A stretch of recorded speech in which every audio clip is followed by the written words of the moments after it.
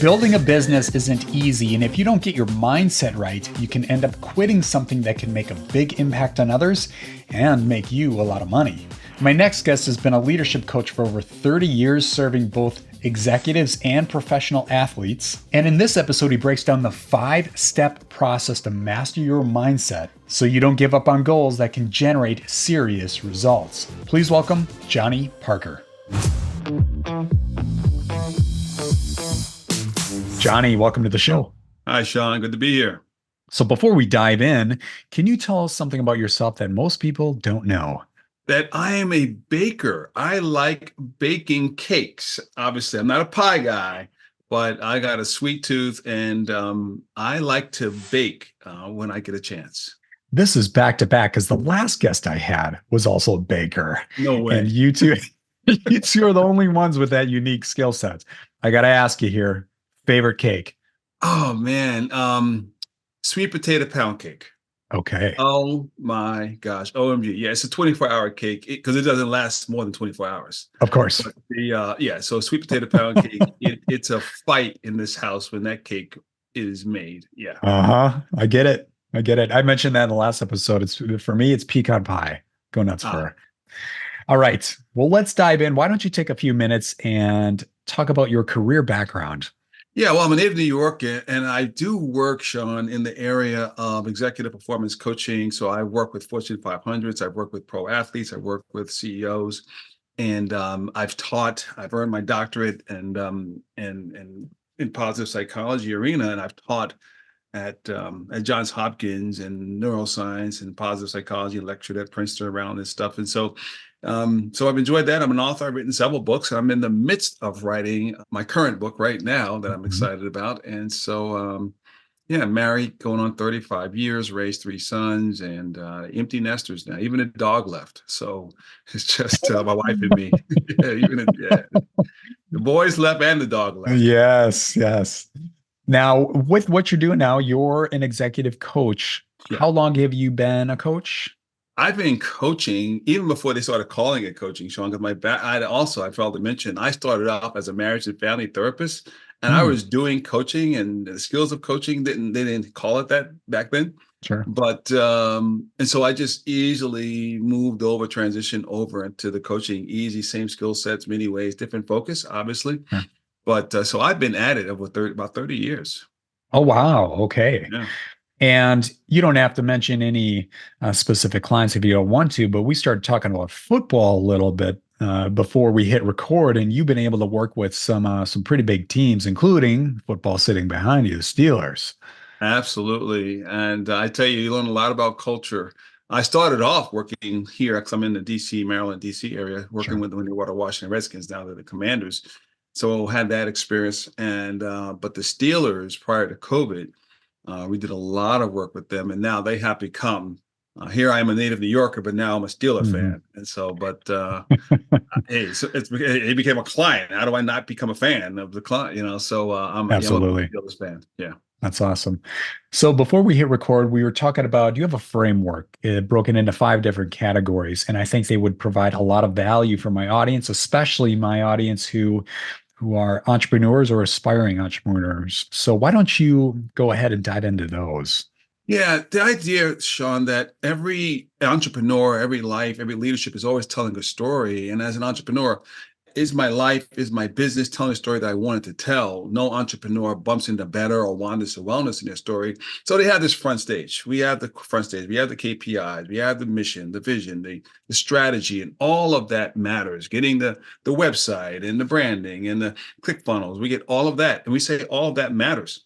Our focus is that matters, but the backstage, we believe, matters even more. And that framework spells an acrostic story where it's basically soul for the S, T, transparency, O, optimal, R, rhythm, and Y, yield. All right. Let's break this down one by one. That first one, soul. Talk about that. That as an entrepreneur, you're leading from a place. And your story as an entrepreneur starts in what we call the backstage. We all know, and I'm a New York guy, gone to theaters growing up, the action happens on the front stage. But the preparation for good work to happen on the front stage in an entrepreneur's life, I got to do the work of my soul. I got to lead from the deepest part of who I am. And so there, I must be willing to ask key core questions. Who am I? That's my identity. What do I want? Every entrepreneur wants impact. I call this the Fab Five, by the way. And so, who am I? Identity. What do I want? Impact. Why do I want it? What's the motivation? Intent. How do I leave others better through my work? Who am I becoming? That's my integrity. And how do I want people to experience me? That's inspirational. So that's soul issue. Those are soul issues at the core, Sean. And so as an entrepreneur, I got to be really clear and be centered and have a core around that. Because what I do, and I do keynotes or training, Sean, I have people draw a picture of a tree and I give them 30, 40 seconds to draw the tree. Ask me how many people draw the roots. Right. Yeah, rarely. I mean, they draw apples, birds, and oranges, but no roots. And I say, why didn't you draw the roots? Because you can't see them. That's what we're saying when we talk about the soul, that as an entrepreneur, I really need to be clear. And the research shows that when an entrepreneur, when a leader leads from their core values, from the soul level, their effectiveness is over 110% greater. Yeah, that makes a lot of sense. So entrepreneurs, I like to get tactical here on this show. And so if I'm an entrepreneur, I need to be asking those questions and probably write them down. Who am I? Yeah. What do I want? How do I want to leave others better in this world? What impact do I want to have on others? And really write those down and answer those questions. That's the exercise you would take your clients through. Absolutely. And even now we just recently expanded it to what we call Core 7 because we've added some new ones to it. What's now possible? We want to know what that Sure. and how do we stay healthy while we perform at a high level? Because so many entrepreneurs are burning out. Deloitte did a study, and 77% of leaders, entrepreneurs, are burning out. You get 10 people together, 10 entrepreneurs, 7 of them are in some kind of burnout mode, and they're not leading from a place of wellness. And we call that in our work, we call it soul abuse. You said 77%? Yeah, burnout. Yeah.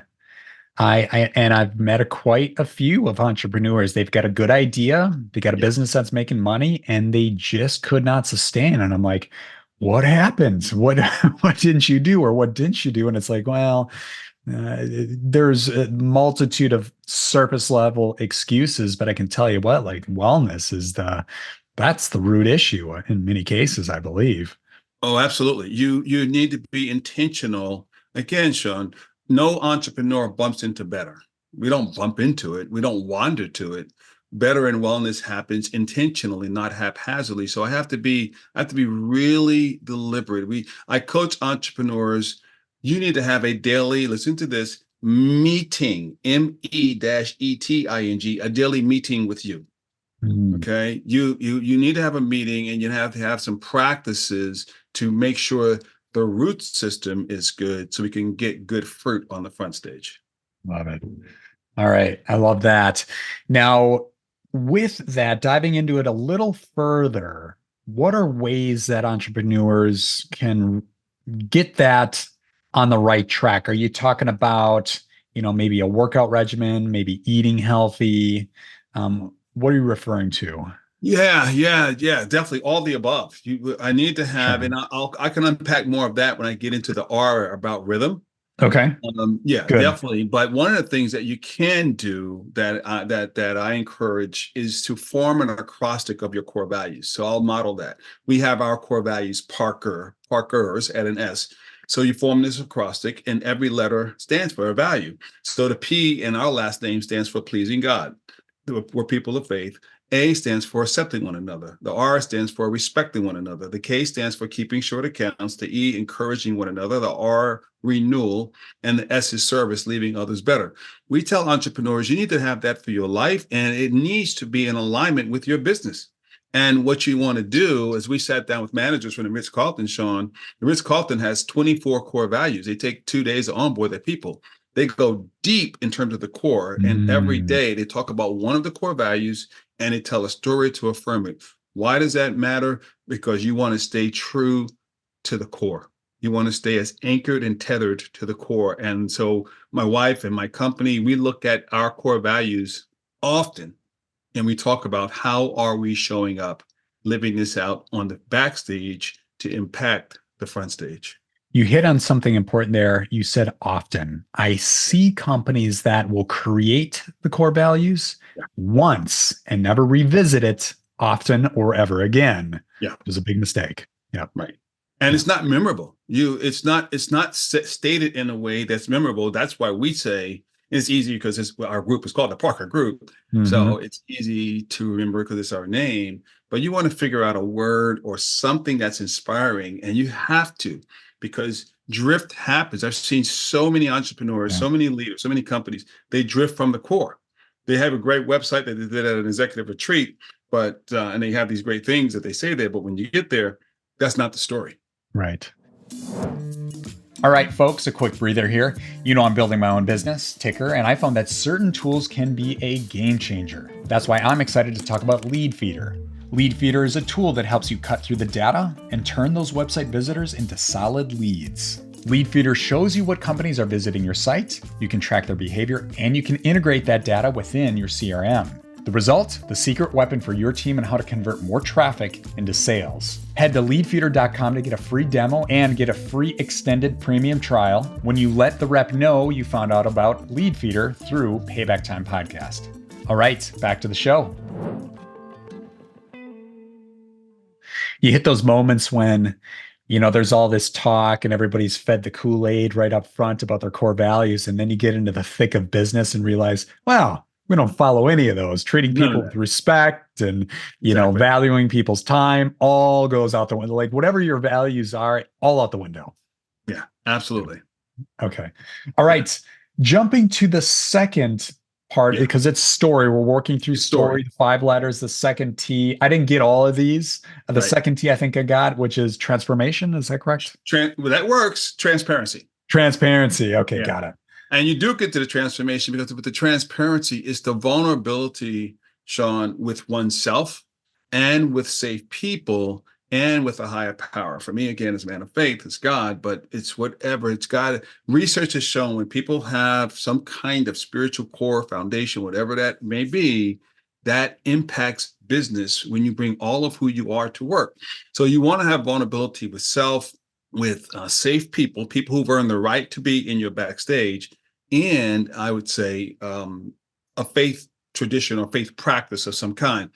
And so every Wednesday at 4 o'clock, I meet with 4 men and we ask this question: what's the most important matter in your life that you need to be talking about? John Kemp, Jeff Kemp, John Blumberg, David Dusek, and Kent Evans. And every Wednesday, that's a big deal, because in the backstage of entrepreneur, if you're not guarding the backstage and you're not being vulnerable in relationships, you're going to get sick. I nearly had an affair, close to having an affair, would have cost my marriage. I wrestled with burnout, depression, and panic attacks, Mhm. because for a long time I was killing it on the front stage. I'm on CNN, I'm on Black Entertainment Television, I'm in magazines. I'm traveling every weekend, and I'm on, I'm all over the place. NBC, I'm on all over the place. Mhm. But the front stage was snap, crackle, pop. But my backstage was very devoid, and a lot of shame, and a lot of what was driving that wasn't love. What was driving that was shame. It was fear. It was imposter syndrome. So you see that root system, and unresolved trauma. And so me not talking about that, whatever you don't, as an entrepreneur, talk out, you will act out, or it will get buried alive. Sure. And so that's why this transparency, vulnerability, being honest with oneself, being honest with safe people, and being honest with a high power is critical for the sustenance of an entrepreneur. Right. Let's drill in a little further to transparency. And I know it's important to be transparent, but there's also a fine line. Like people have said, well, you don't want to overshare because you don't want to scare people away, But what, for example, in TYKR, I do I'll share like what we're working on. I try to give people like a look under the Sure. hood, like like what features Right. are coming soon and get their input so they're kind of part of the creation process. And people love that, like we brought ideas to life that were not from my team and I, they're from the customer Sure. and they love that. So the transparency there has been great. Also, what are we each investing in? What's Right. stock? Because we're a stock platform. Sure. People really like that. And then also another thing is we're the only platform out there that, and I don't want to talk about me all the time. I'm just using an example here, and then I want to get your feedback. But our calculations in the tool are not in a black box. They're not hidden Sure. somewhere. It's like they're all open source, so people can go use Excel and they can do this themselves. And transparency is big. People look for that more and more, and I feel like it's a way to become more credible. However, I feel like you don't want to give everything away about yourself, then you're just oversharing. You know what I mean? Absolutely. And I think it's people who've earned the right in the backstage, Sean. Everyone doesn't get an access pass to your backstage. Most Mhm. of our relationships, 99% of them will be front stage people who think they have a front row seat to our life and to our backstage. But there are core key people. I would say for an entrepreneur, you need to have 4 to 6 really emotionally safe people who've earned the right to be in your backstage. Harvard did a study, Sean, and they said what contributes to a person living a happy, healthy, long life. And he said people who are rich in relationships live longer. The Blue Zones have done a study, and that people who live to be centenarians, who live to be 100 years older, because they have rich relationships. That's that's good. I have met people that have told me they get to an older part in life and they don't have quality relationships. It's always surface level. Sure. How the Green Bay Packers doing? How the Steelers doing? Yeah. What's the weather Yeah. like on Tuesday? All this Sure. surface level stuff and not diving in further. But that's interesting. 4 to 6 people you kind of invite to your backstage. They know more about you. Yeah. You can talk about more. You can express. Maybe you're going through a challenge. You can share it Oh, with people. the most important part of my week is Wednesdays at 4 o'clock. I said to be with these 4 guys and to lift up the window shade to my heart, to Mm, pull back the curtain when we do, and we're all entrepreneurs. Every one of us entrepreneurs. We're all in mhm. this work, and we're all married. And so we go deep in asking the key question: what's the most important matter going on in your world that you need to be talking about with us right now? And Right. we all go around and talk. Sometimes it's been tears. We've been doing it for several years. It has been life saving for me because for a long time there was no one in my backstage. I was being energized by fear and imposter syndrome, Mm. pretending to have. 76% of men wrestle with confidence. So I'm trying to overcome this insecurity around confidence, and I'm being driven, but it was costing me my soul, my health, my marriage. Interesting. Okay. Um, with I'm curious here, is this like a men's group? I know that's more of a faith-based phrase to describe a group of men coming together. Is that a men's group, or would you call it like a mastermind group? You know what? I'm in both. This particular group is a men's group, but Sure. I'm also part of a mastermind group as well. Gotcha. This is a Okay. men's group. Yeah. Gets our audience thinking about if you want that kind of group, if you're part of the Christian community, they call them men's groups, otherwise just entrepreneurial mastermind. Those are the Yeah. kind of keywords you can be looking for out there. All right, transparency, that makes a lot of sense. The third, this is O in story. I missed it. You kind of breezed over those quick, which Optimal. is fun. Optimal. Yeah, yeah. How do I Okay. get better? It's Okay. cultivating a growth mindset. It's the work of Carol Dweck out at Stanford, who talks about the fixed mindset and the growth mindset. And so it's cultivating a growth mindset in a tool we created. We call it PERMS, a Life Dimensions tool, and it's physical wellness, emotional wellness, relational wellness, mental wellness, spiritual wellness. So the idea is we give this assessment, this tool, and it only takes about 10 minutes to do. And we just did it. We just were at a beautiful Salamanders resort in Middleburg, and we did it for several executives of T-Mobile. and you get three scores. You're going to be in red zone. Red zone, like a football, means you're about to score. Red zone here means that you're not in a great place in Okay. these four areas. Yellow zone, you're right in the middle. Green is the land of milk and honey. And so Hmm. the idea is, how do we keep having a growth mindset of getting 1% better? So it's like the dashboard of your car, and it tells you your levels, your oil level, your fuel. And so the goal is, how do we continue to have this growth mindset to get 1% better in these spaces: physical, emotional, relational, mental, spiritual? The inputs to that, how is that calculated to determine where somebody would land, whether it's red, yellow, or green? Yeah, depending on the score. So it goes 0 to 10. So we'll say, in the last 14 days, how would you assess your physical wellness, sleep, eating, and exercise? So 0 to 10, and then give a median, an average on the Got it. physical. So we look at that. Then we do the same emotional, we do the same relational. We look at your relationship with your wife, if you're married, or if you're not married, it's your team, it's a sibling, it's a friend, it's a parent, it's somebody. And then we look at your mental, your mindset. We get some mindset stuff here. Am I high definition clarity, piercing clarity, or am I scattered? And then spiritual, we talk about, it can be faith, it could be purpose, belonging. So we have a broad definition of spiritual there. And then we add it all up. And so when scores That come makes sense. in at 10 in the red zone, and that's happened recently. Someone has had a very, very low score, called me the next day, Dr. Parker, I'm a hot mess. My scores were, ones across the board, and what's going on? And this person starts to share um, about some things, and so that becomes, then the key question there is an emotional intelligence question. Where am I? That's quantitatively Yeah. with your number. What's contributing to where I am? And then what might I need to stop doing, start doing, continue doing? And just for me, Sean, a month ago, if I had done this about a month and a half ago, I would have been in red zone. My mother-in-law just died, and my wife and I, we had, processing our own grief. We got chippy with each other. We're off our rhythms. We're not eating well because people are coming with all this food, and people are coming in and out, and so we had to get away to the ocean. But we got off center. But the important thing, we recognized we were off center, and we recognized the impact it was having on our marriage and the impact it was having on our team and our work. Got it. Got it.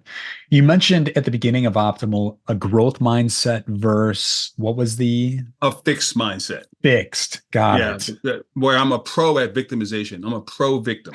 I'm a professional Yeah. victimizer. I do victim, I'm a pro at it. That's what that is. Yeah.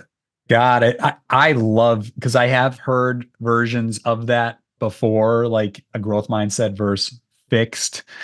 In our line of work, a lot of what I teach is to translate it to our world is how do you want to have that one stream of income Yeah. that's your main focus. You're providing value either by selling a product or a service, but also think about how can I add additional streams of revenue to me, Yeah. like coming into me, one being the stock market, if those of you out there are into real estate. Real estate's a good play as well. So thinking in that growth mindset instead of that just having one stream. I don't need to learn anymore. I don't read any books, don't read or listen to any podcast. I know people like that. And Sure. I'm sure you do Yeah. too. You Sure. finish school at 18 and you already know enough. You don't need to Right. learn anymore. Right. It's Yeah. getting away from that. Yeah. Exactly. Always Yeah. being open to get better, get better, get better. Right on. All right, optimal. We've got that nailed down. Yeah. The R in story. What does that stand for? So, Sean, let me ask you a question. Do you believe in life work balance? Absolutely. All right. So let me challenge you. We Okay. say balance is for ballet, checkbooks, and gymnastics. We say life is a rhythm, not a balance. We think it's a misnomer. So let me say what I mean. Okay. So we say life work rhythm. Your heart has a rhythm. The ocean has a rhythm. The seasons have a rhythm. The sun has a rhythm. The sun rises, shines, and sets. And so the misnomer with balance is suggest that everything has equal value and weight. That's how many people will compute it. But we say rhythm is different. Rhythm requires me to embrace reflection, Harvard did a study around reflection, and I've lectured on this at when I've done my work at Hopkins and at Princeton, that the research shows that when you take over a 10-day period, spend 12 to 15 minutes reflecting on your life, reflecting on your work, you actually increase your productivity by 24%. That's not a balance, that's a rhythm, right? And so you have that. And then it's the renewal, that in rhythm, you want to renew. You want to renew. The more that you pour out on your front stage and the more demanding your front stage, the deeper and the greater you have to be on the backstage. And then you want to recenter. You need to come back to the core values, and come back to the center, because you've just poured out a lot. So this just happened again last week. Last week, this time, we're out at Salamander's Resort. We're doing this executive retreat for T-Mobile executives. Wednesday and Thursday, wife and I do that. Friday, I get on the plane with my oldest son, who lives in Baltimore, is married, just got married.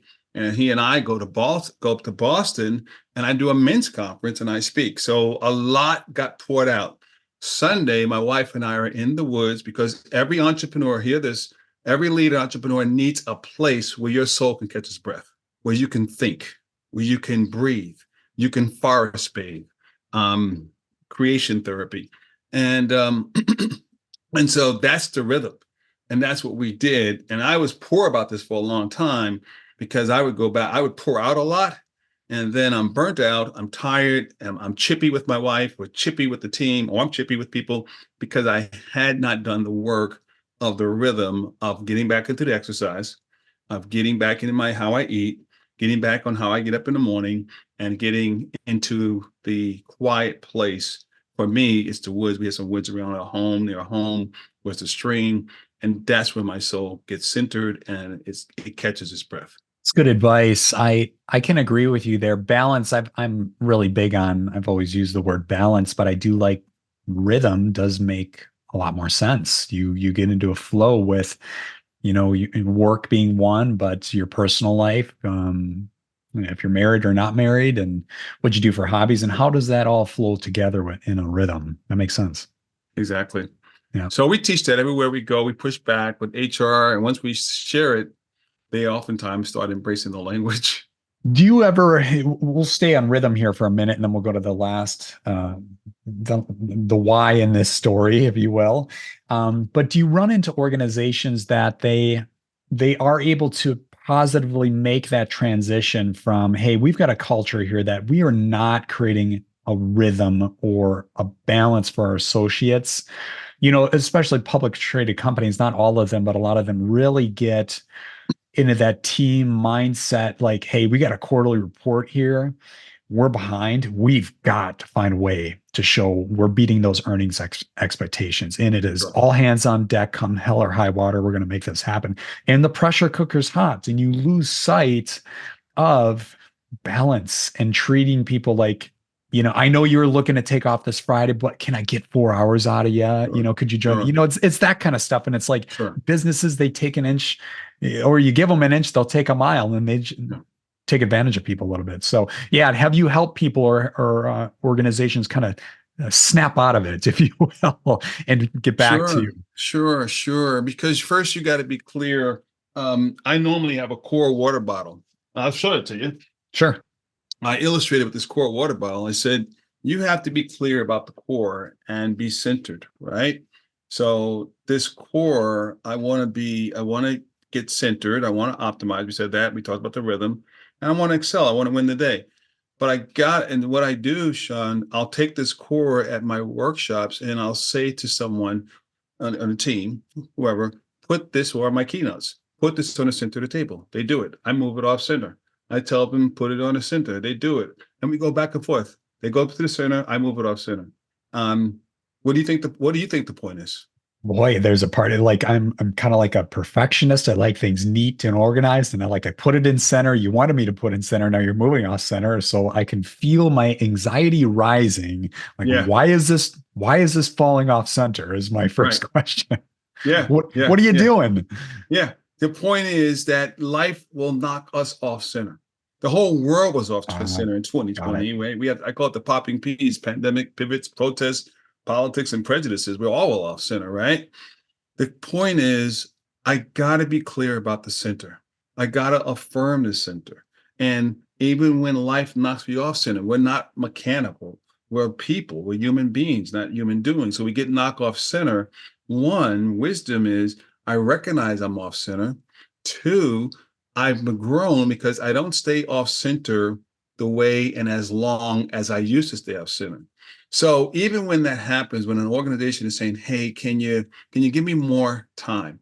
It's one thing when that happens. There's another thing when that becomes the culture, and that becomes the norm.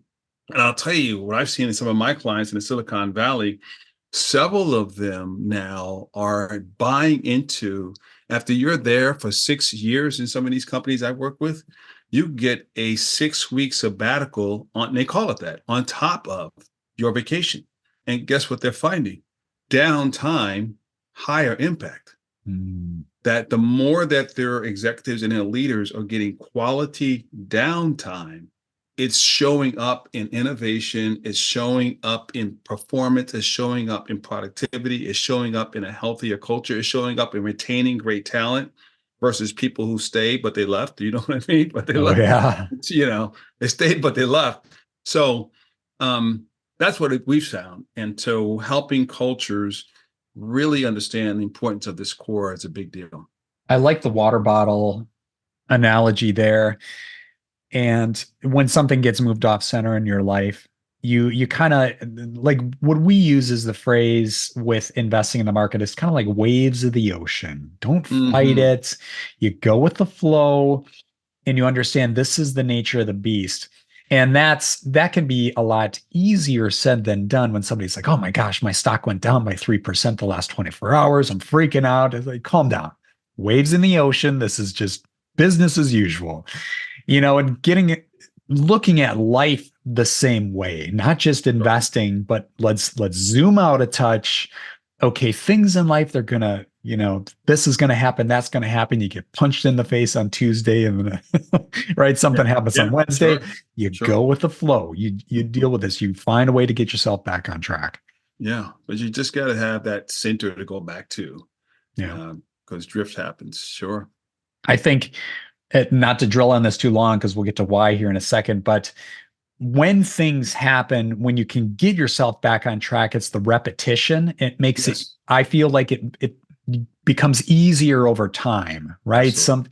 Like in anybody out there listening, you're building your business. I know this, like we're dealing with getting approvals right now with Apple and Google for the mobile app. And it's like, this isn't right. Then I get that done and submit it. And I'm like, all right, we're going to get approved here. And then, nope, that's not, and it's like, it's constantly being thrown, like you were describing there, taking that water bottle, moving it to the right or left. It's like, okay, all right, we'll get back on track here. You just go with the flow. Don't let that anxiety rise and you deal with it. Absolutely. Yeah. Yeah. Sure. Yeah. Yeah. I like that. All right. Let's move on to the fifth stage here. That number Y. What does Y stand for? Yield. It's when you Yield. surrender to a cause, person, or purpose greater than yourself. Right. That you realize the story is much bigger than you. That to live your best story, your best life is when you have a mindset of writing a story, leaving others better. So it's in your work that you do around investing in stocks and Mhm. how do I do this? How do I when I make the story about me, that's a terrible story. If it's only about me. When I make the story about leaving you better off, when I make the story about leaving my wife and my sons and my daughter in love and the teams and organizations I get to serve, that's a fantastic story when I yield to that story. And and so that's the story that we want to help people write. We want to help them know that story, align that story, master that story, and add value. Looking for every way on whether it's on social media, how do you leave others better off with affirming something that was said? So that's the idea there is leaving others better as you yield to a cause, a person, a purpose Sure. much greater than yourself. Sure. Hey guys, here's a quick commercial break. So, have you ever wanted to invest in the stock markets on your own? Well, I have just a solution for you. TYKR is a platform that helps investors manage their own investments confidently. It's perfect for beginners and it will save more experienced investors a lot of time. Check this out. Here's some of the key features. There's a customizable dashboard. There's also stocks, ETFs, and crypto. On the stocks page, you can search, sort, and filter by anything you want. And we have an easy to understand rating system, so stocks are either on sale, watch, or overpriced. We also have a portfolio tracker and custom alerts you can set on stocks, ETFs, and crypto. So if you ever wanted to know what stocks to look for, what stocks to avoid, know when to buy, know when to sell, and help you avoid losing money in the stock market, I invite you to join TYKR for free. All right, let's get back to the show. I'm sure this, I'm a Christian as well, and a big part of that is letting go of control. Yeah. However, how is that possible when you're type A and you're in the back of the bus and you still want your hands on the steering wheel, right? That's the analogy I use. Yep. You have to let go of control at times and, give it to God. Like, all right, you got this. I don't. I've been there. I understand that. And here's the other thing with yielding, it's daily. It's not a period with yielding. It's a comma. It's a Yes, comma. It's daily. It's a daily totally. decision. And it starts again as a husband, it starts in my marriage. Even if you're not married, it's that person. It's your I posted something yesterday called appreciation zone, where you have a mindset. I will see you, I will hear you, I will affirm you. And we call it the appreciation zone. And anyone comes in my space, I will esteem and refresh. I will have the mindset of a walking lemonade stand, and you're going to get esteemed and refreshed. And so I really like to inspire people to have that mindset and yield to that kind of mindset. Right. Yeah. Before we jump to the rapid fire round, I do have to say, I've heard a lot of different frameworks on mindset and how you get your mind right, and it's a big part of anybody's life. Like getting your mind or your mind in the right place is not easy, and it takes practice. And this story framework certainly does make a lot of sense. But before we jump to the rapid fire round, is there one other key takeaway you can give my audience? Maybe something I did not ask. You know what? I want to affirm and encourage, take your name and do form your own acrostic of your core values. I would encourage them. I have done that. A funny story with the Steelers, when Ben Roethlisberger was a quarterback, I did it with the team, and of course he has a very, very long name, and he got through it.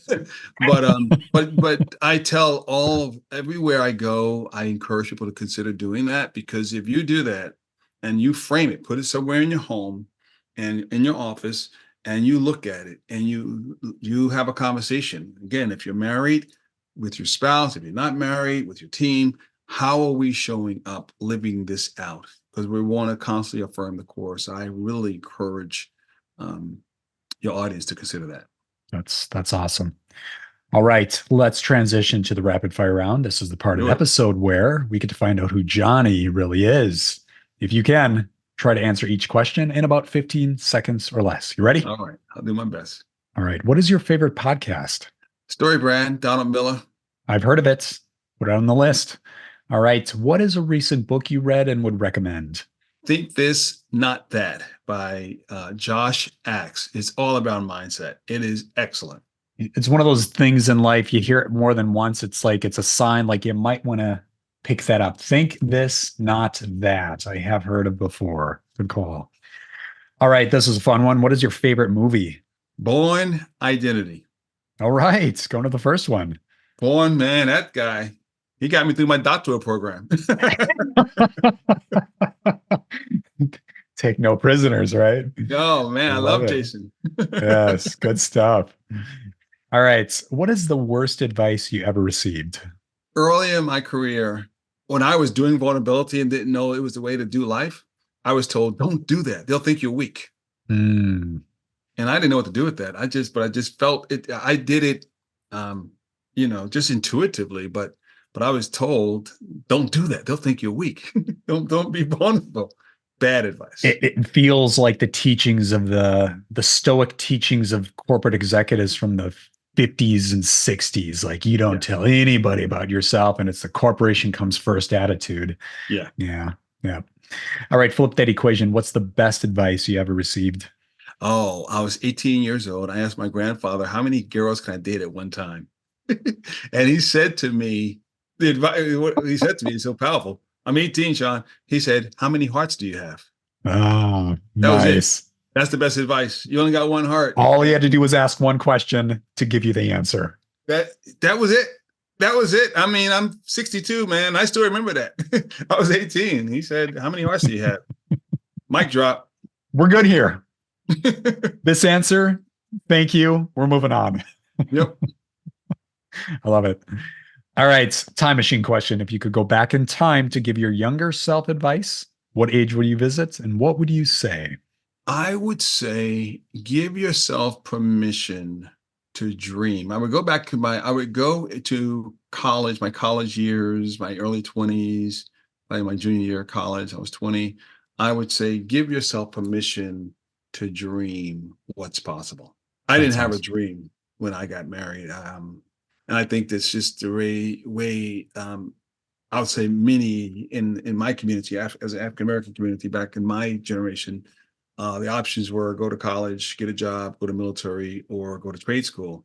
And so that's why I would say that. I would say giving myself permission to dream and imagine what's possible. That came later, but I would have looked back and started that a lot earlier. Yeah, yeah, that's good. I think everybody can relate with that. Don't one is, don't give up on your dreams, but definitely give yourself permission to dream. I love that. It's good. All right. And then where can the audience reach you? My website, Jonny Parker, Johnny with a Y, two N's, Johnnny. There's so many spellings of Johnny out there. Mhm. Johnnny, Parker, Parker, JohnnyParker.com. They can definitely reach me there. Awesome. We'll have all your contact info in the show notes, but All the contact stuff. you got it. But Johnny, this was great. Thanks for walking through this story framework. Really appreciate it. Yeah. Thank you, Sean. Thank you for having me. This has been fun. Cool. All right. We'll talk to you soon. See ya. All right. Yeah.